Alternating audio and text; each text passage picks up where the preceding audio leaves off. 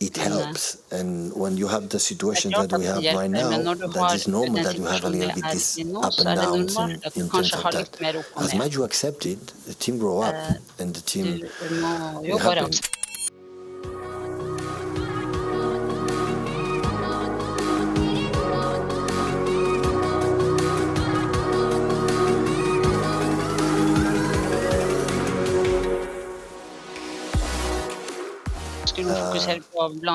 Coming here, so we have time. I think we can talk one word about United.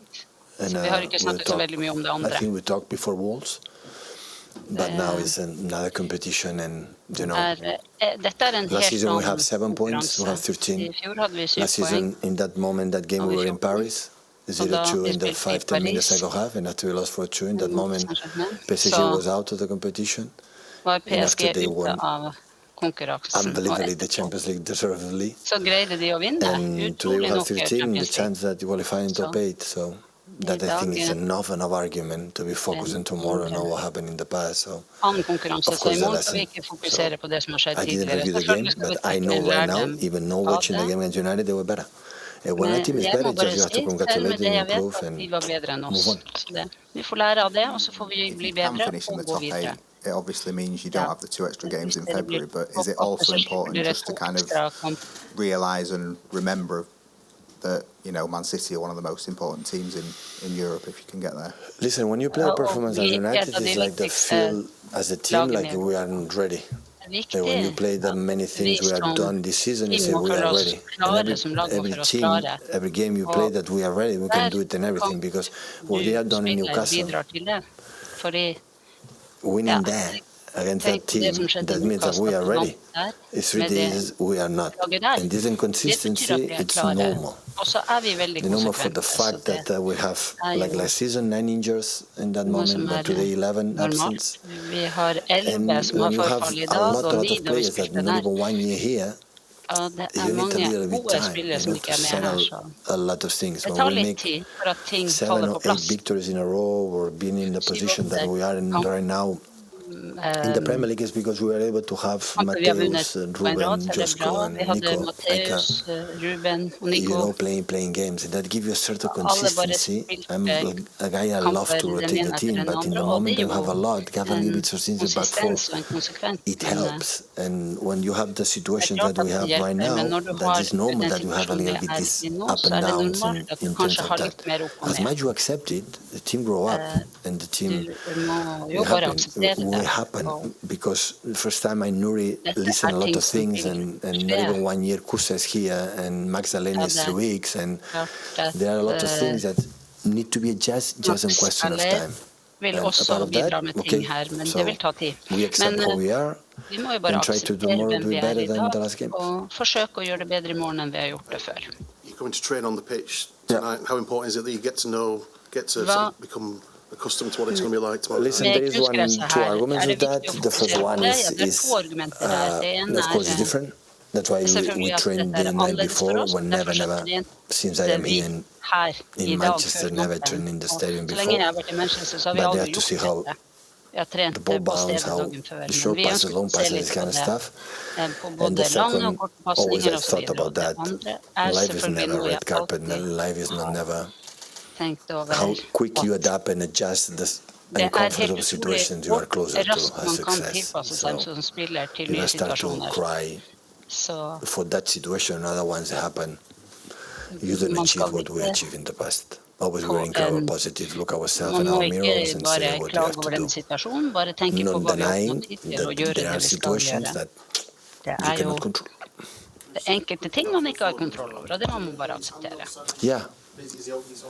No, have a little bit broken his bone. Yeah, but have a protection and it's fine for tomorrow. Tolken hørte dessverre ikke spørsmålet, det var for lavt.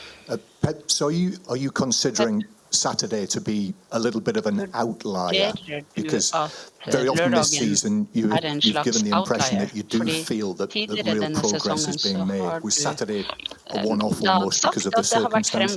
And the Saturday during 94 minutes, 95 minutes and 10 seconds, they were better. Ja, det var jo de som var bedre. De var et bedre lag. normally happened in the past, not much for the circumstances I think I see for stability of the team for many years. It's happened.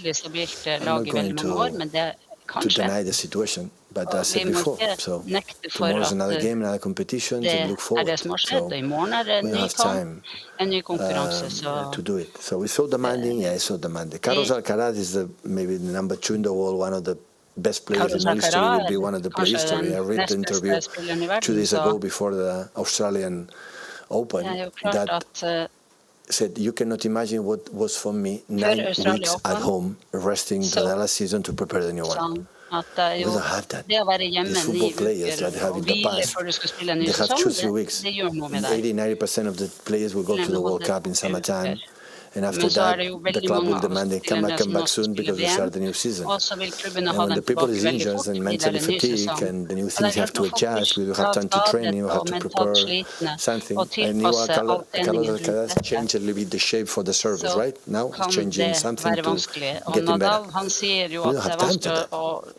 Max Delaney came for what for? Come on, play and play as good as possible against Mbemo, against Bruno Fernandes, against all the best strikers in the world. So that is the reality.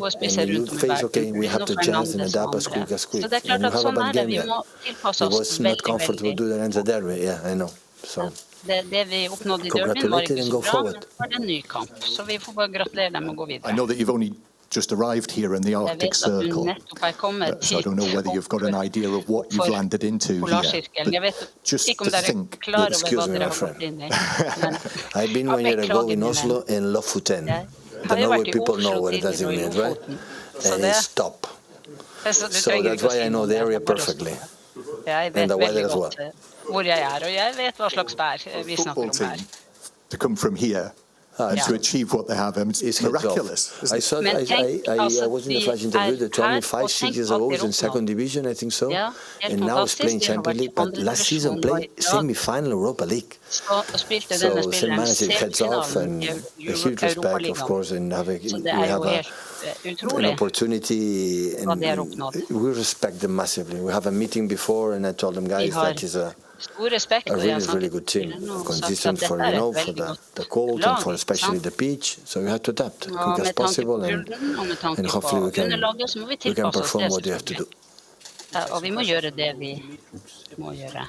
So, good morning, good evening, Mr. Pep. I'm the Victor of Championat Asia from Uzbekistan. What do you think about Husenov's last performance? What's the impressions you had, and what he should do to become a full starter when all defenders will recover?